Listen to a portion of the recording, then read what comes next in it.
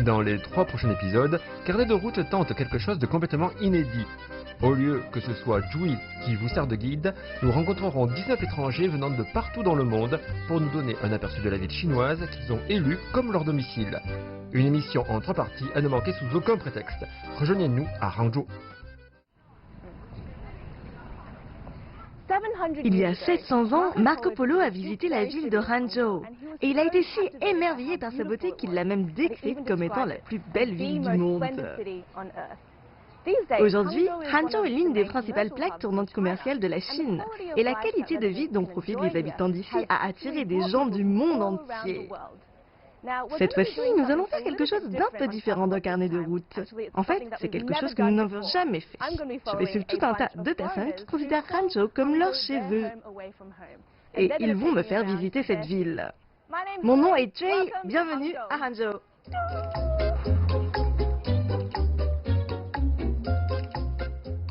Cette métropole émeraude, avec le lac de l'Ouest comme pièce maîtresse, est la ville la plus peuplée de la province du Zhejiang, dans l'est de la Chine. Ici, à 160 km au sud-ouest de Shanghai, Jui rencontre la première personne de notre liste. Je suis Daniel, je viens du Mexique. Bonjour, hola! Je suis venu à Hangzhou en 2014. J'adore cet endroit, j'adore cette ville. C'est une ville incroyable, je me sens si heureux, si en sécurité. Les gens vous aident beaucoup, même si vous ne parlez pas chinois. Si vous avez des doutes, un problème quelconque, vous êtes perdu dans la ville, ils essaient de vous aider, ils font de leur mieux. Je suis si heureux, j'adore cet endroit. Daniel étudie le mandarin ici à Hangzhou et il a pris son après-midi pour nous montrer la ville, sur ce mode de transport populaire à 2 roues. Nous sommes dans l'une des 2700 stations de vélo de la ville, avec 66 000 vélos. Vous n'avez pas besoin d'être un génie des maths pour comprendre pourquoi il s'agit du plus grand système public de vélo-partage au monde. Et les prix sont très abordables. La première heure est gratuite, 1 yuan pour la deuxième, 2 yuan pour la troisième, et ainsi de suite. Donc si vous venez ici en tant que touriste, c'est super facile de louer un vélo. Il vous suffit d'apporter votre passeport, de l'argent, et c'est tout. En fait, assez d'espèces pour une caution de 200 yuan par vélo et un paiement d'avance de 100 yuan. Veuillez conserver votre reçu et la carte pour votre remboursement, ne le perdez pas. Ok, on va essayer. Rappelez-vous, ne changez pas de vélo car la carte, elle est liée à votre vélo. Et ça clignote. Oui, je l'ai entendu. Parfait. Sortons-le. Prêt? Oh, c'était si simple. Si simple. Un essai rapide des cloches et des freins et c'est parti. Alors que nous pédalons autour du lac de l'Ouest, Jui se rend compte à quel point le centre-ville de Hangzhou est vert. Malgré une rapide modernisation, c'est l'une des villes les plus écologiques de Chine. Elle a amassé une bonne partie des prix de la ville verte, dont celle des Nations Unies.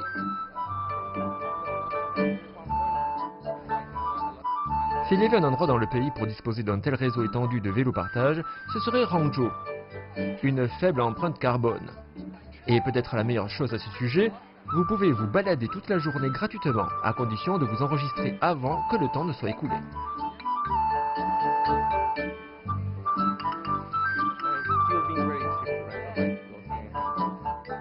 Ensuite, lorsque vous avez fini de pédaler, quel autre moyen de transport propre et durable? Les pieds. Bien sûr, ça prendra plus de temps pour faire les 15 km du périmètre du lac de l'Ouest. Mais vous pouvez voir des rongeurs nomades et vous retrouvez juste au-dessus des ondulations de Shiru, son nom en mandarin. J'aime cette ville, je peux marcher dans la rue en pleine nuit sans aucun problème. Vraiment? Ouais, je me sens vraiment en sécurité. Tu vois, tu peux escalader ces montagnes, tu peux faire le tour du lac de l'Ouest. Tu peux profiter d'une belle vue au sommet. Tu ne peux pas nager, bien évidemment, c'est interdit, tu ne peux pas nager, mais c'est bon d'en profiter. Alors, Daniel ici a un petit conseil pour les visiteurs qui viennent ici pour la première fois comme moi. Oui, si vous faites du vélo ici à Hangzhou, c'est suivre les règles. Toutes les rues, elles ont leur propre piste. Pour les vélos, c'est ça? Pour les vélos, c'est si facile de se déplacer ici. Bien sûr, au début, vous aurez un peu peur car ils conduisent un peu vite. Mais si vous les suivez, si vous suivez la façon dont ils conduisent, dont ils roulent à vélo, ensuite ce sera si facile pour vous. C'est un bon conseil. C'est assez sûr, n'est-ce pas? J'ai vu des barrières. Ça, c'est sûr, oui. Il y a beaucoup de policiers, presque à chaque coin de rue. Et ils vérifient que vous roulez bien à vélo, alors on se sent vraiment en sécurité. C'est super, pourquoi ne pas faire un autre tour à vélo? Qu'est-ce que t'en dis? Oui, on y va. Non loin du lac de l'Ouest se trouve un ancien boulevard piéton du nom de rue Refin. C'est là que nous sommes censés rencontrer le numéro 2. Mais le GPS mental de Dewey fonctionne mal. Ah, je suis désolée, nous l'avons enfin trouvé. Nous nous sommes perdus dans ce coin. Ravi de vous rencontrer. Oui, oui. Voici Arslan, il vient d'Arabie Saoudite, c'est bien ça? Oui. C'est donc Refin que tu es? Je vois. En fait, vous êtes docteur. Je suis médecin, oui. La rue Refan est la plus célèbre ancienne avenue de Hangzhou. Elle s'étend de l'est à l'ouest sur environ un demi-kilomètre. Arslan a réussi à nous caser dans son emploi du temps pour nous emmener ici. Anciennement médecin, il est aujourd'hui homme d'affaires dans le commerce du matériel médical à Hangzhou. Après tout, Hangzhou est régulièrement classé dans le magazine Forbes comme la destination commerciale la plus favorable de Chine. C'est une ville de tradition et d'innovation. Ça entre dans l'industrie, en particulier pour les instruments chirurgicaux. Hangzhou, c'est très bien.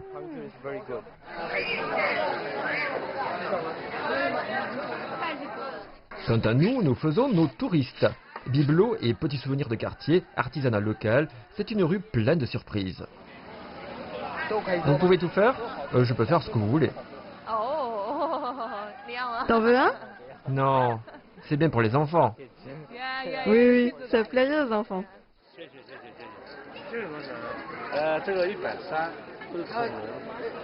Peut-être que le succès économique de Hangzhou a quelque chose à voir avec l'attitude « je peux tout faire » d'ici.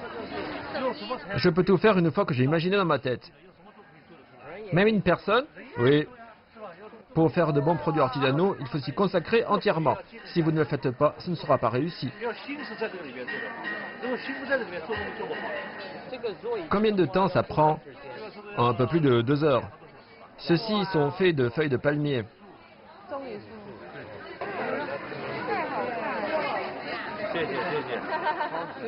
Merci. Je vous en prie. Vous êtes un expert de la Chine. Il vit à Hangzhou depuis 10 ans. 10 ans. Je suis un habitant local. C'est incroyable. Votre mandarin est très bon.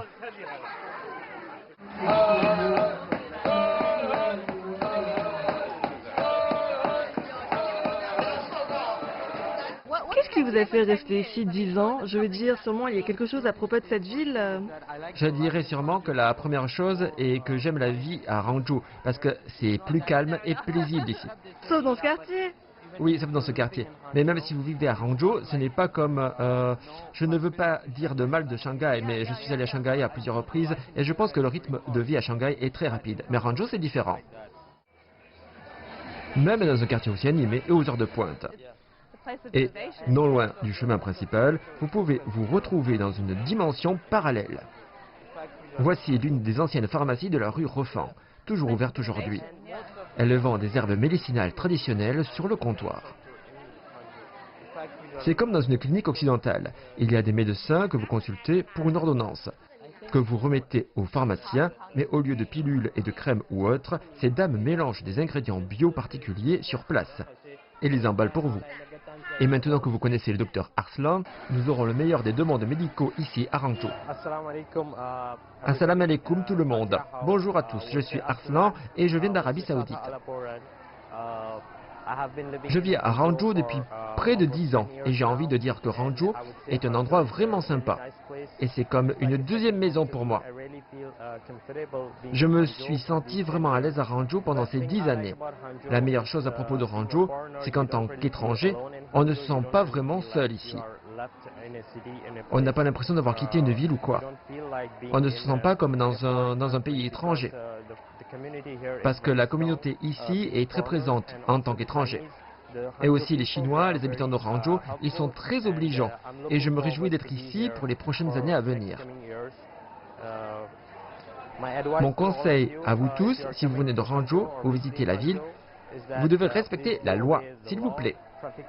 Respectez les règles de circulation de Hangzhou et faites en sorte que Hangzhou devienne un endroit encore plus beau et paisible. À suivre, de la sophistication au tohu-bohu. Retour à l'université, vous avez compris? Et une excursion au champ de thé avant de jouer à cache-cache dans un marché nocturne plein à craquer de bric-à-brac. Eh bien, il est temps de rencontrer le troisième étranger de Hangzhou sur notre liste, et ça donne l'impression de retourner à l'école. Bienvenue à notre cours de culture de thé chinois. Konnichiwa, je m'appelle Eri Sasaki et je viens de Tokyo, du Japon. Et je fais maintenant mes études à l'université du Zhejiang depuis le mois de février. Et je suis émerveillée par cette ville si belle.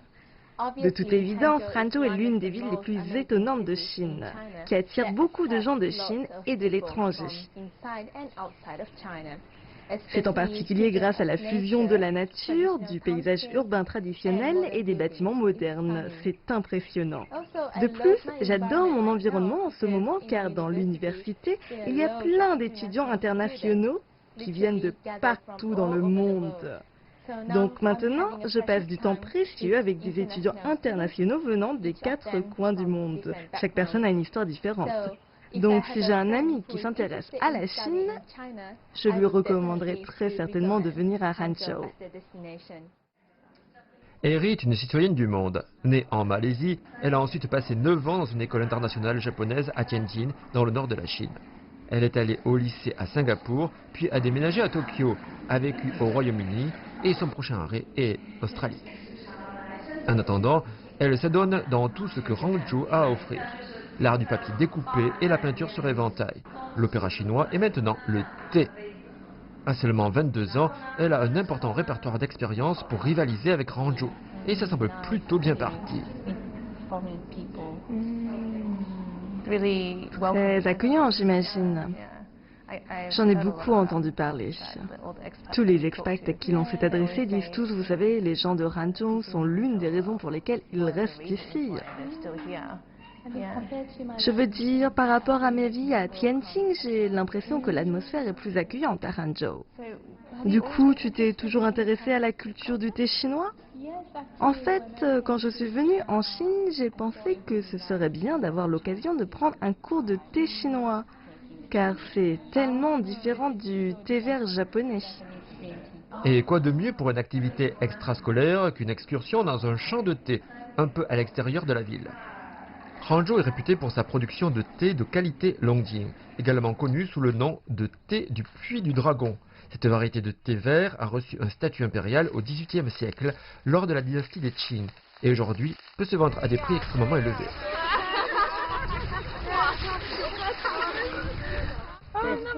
C'est rapide! C'est comme une tondeuse à gazon. C'est comme les feuilles normales. Tu veux dire que tu as l'odeur d'une plante, c'est ça? Oui, d'une plante normale. Finalement, nous laissons les cueilleuses de thé en paix et nous nous dirigeons vers l'une des compagnies de thé qui se sont installées à la base des collines verdoyantes. Il y a un expert en torréfaction du thé à la tâche. Il fait sauter à la main des bouquets fraîchement prélevés, encore et encore, à l'infini. Comme la plupart des autres thés verts chinois, cette surchauffe est faite pour arrêter le processus d'oxydation naturelle. Et les feuilles sont bien plus appétissantes maintenant. J'ai juste envie de les manger. La première étape nécessite des températures plus élevées. Quelle est la température de la poêle? Habituellement 300 degrés Celsius. Il fait ça, normal, à 300 degrés. Sa peau s'est transformée en cuir. Je transpire.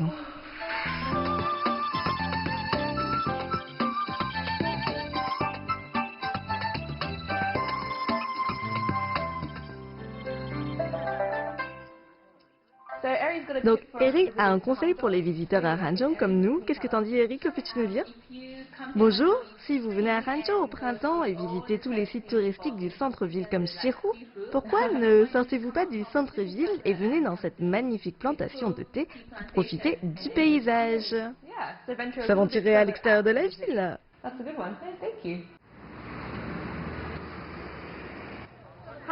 Bonjour, je m'appelle Gemma, je suis originaire du Royaume-Uni.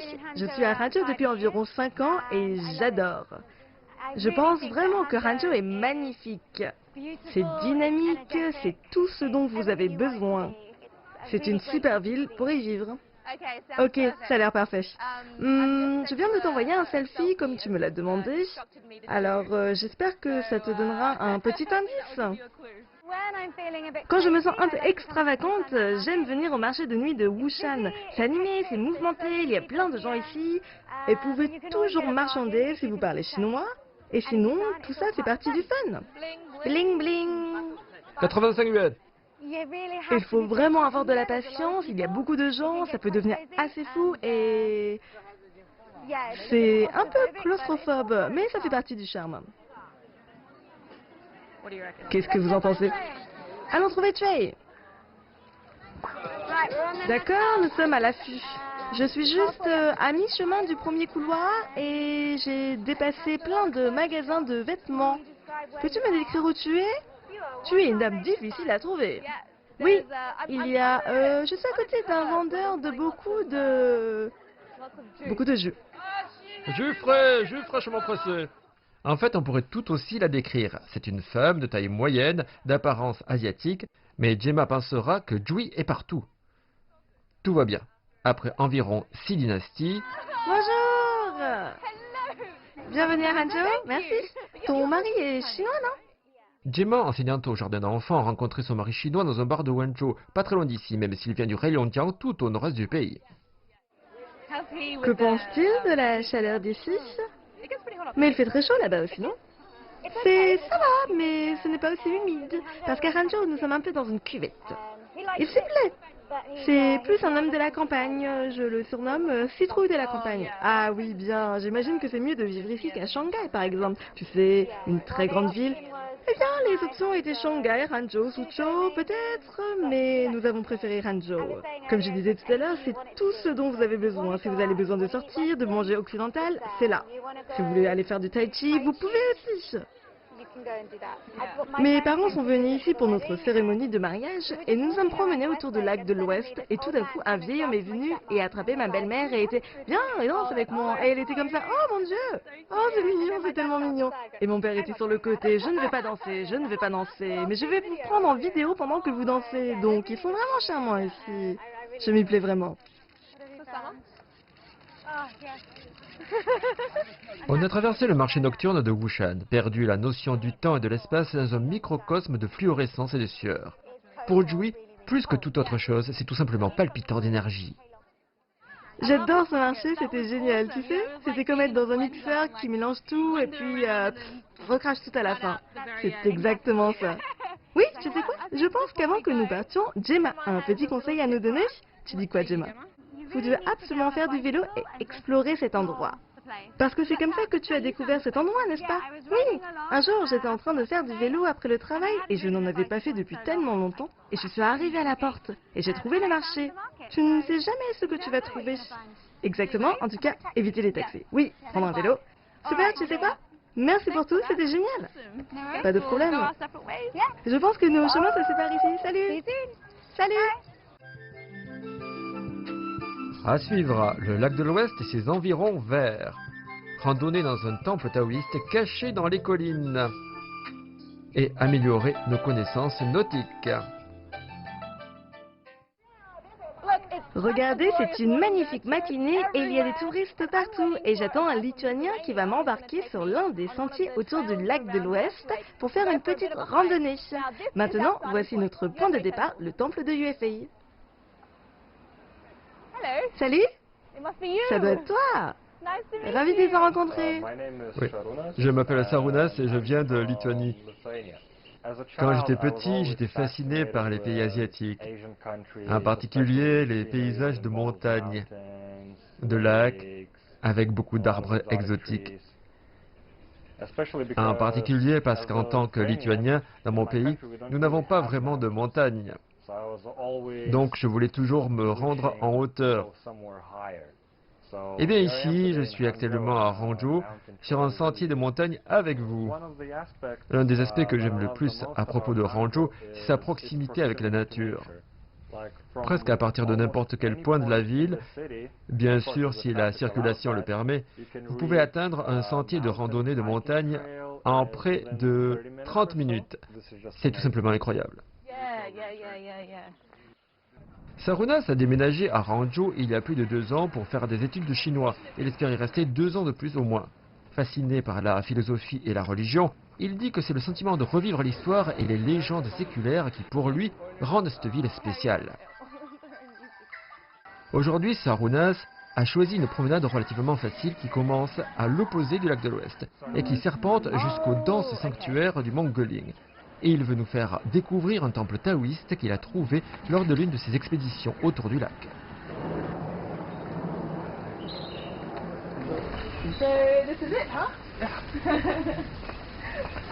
Le temple de Baopu a été fondé il y a près de 1800 ans, agrandi, reconstruit et restauré au cours des siècles. Il reste aujourd'hui un important lieu du culte taoïste.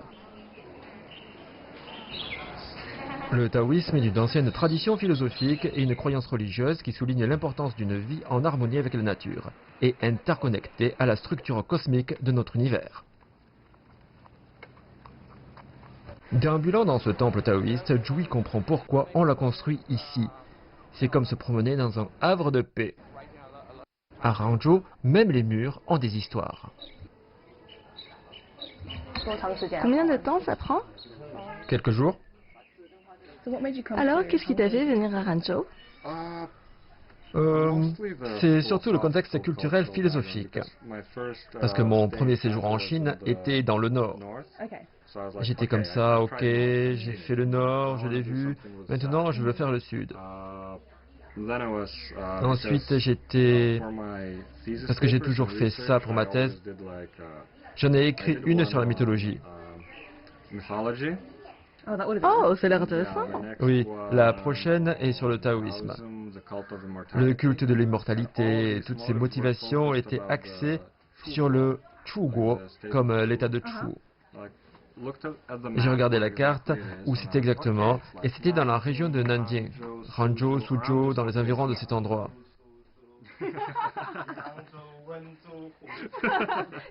Tout en Zhou. Oui. Et puis j'ai vérifié, pour ma thèse, j'écrivais à propos de ce philosophe, Geron, et j'ai réalisé qu'il venait lui aussi de cette région. Alors, ok, une raison de plus pour venir à Rangzhou. De plus, une de mes amies habitait ici et elle m'a présenté la ville comme étant incroyable. Ça fait encore une raison de plus pour venir ici. En fait, le temple de Baopu est dédié à Geron. C'était un écrivain prolifique et un célèbre alchimiste du IVe siècle de notre ère. Selon la légende, il aurait concocté l'élixir d'immortalité quelque part sur ses versants. Il y a à peine 2 minutes, nous étions pratiquement au milieu de la jungle. Et maintenant, il y a une grande roue et le lac de l'Ouest. Classique de Rangzhou. Oh, juste avant de partir, Saruna a quelques conseils à nous donner, n'est-ce pas? Oui, si vous venez à Rangzhou, il suffit de prendre un vélo, d'éteindre son téléphone et de se perdre. Super, c'est noté. Eh bien, merci d'être un guide incroyable. Merci pour la randonnée. On se revoit. La prochaine fois. Salut! Et nous voici de retour au lac de l'Ouest. Pour voir qui? Eh bien, le numéro 6 de notre liste, qui nous attend au bord de l'eau. À Rangzhou, c'est presque impossible d'échapper à la surface scintillante du lac de l'Ouest. Bonjour, je suis Pat d'Australie. J'habite ici à Rangzhou avec ma femme Cathy et ma fille Louise. Rangzhou est une ville verte. C'est propre, c'est tout simplement un bon endroit pour vivre. La ville possède à la fois le confort moderne et une riche histoire. Mais l'aspect qui fait vraiment Rangzhou, ce sont ses habitants.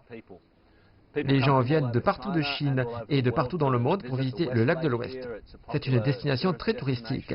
Et Rangzhou est plein de gens de tous les horizons. Des étudiants et des commerçants, et vous savez, tout le monde vient ici.